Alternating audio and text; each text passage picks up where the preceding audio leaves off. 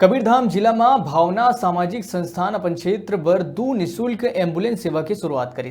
छत्तीसगढ़ के पूर्व मुख्यमंत्री डॉक्टर रमन सिंह फीता काट के हरा झंडी दिखा के ये एम्बुलेंस मन ला रवाना करीस। ये एम्बुलेंस ला जिला पंचायत सभापति और एनजीओ के संचालिका भावना बोहरा क्षेत्र के लोगन ला निःशुल्क सेवा भाव से समर्पित करे है, जेकर संचालन पर हेल्पलाइन नंबर घलो जारी करे गए है। बता दें कि भावना सामाजिक संस्थान बालिका शिक्षा और महिला मन के विकास पर भी लगातार क्षेत्र में कार्यरत है।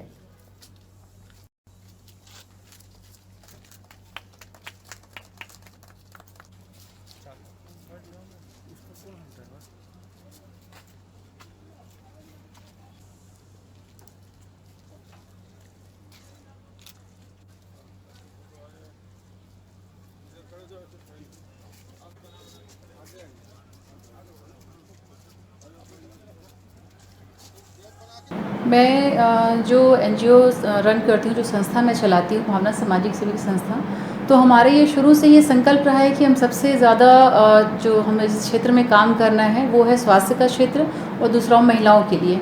तो ये हमारी प्राथमिकता स्वास्थ्य शुरू से रही है और उसमें एक मेरी छोटी सी पहल भी है।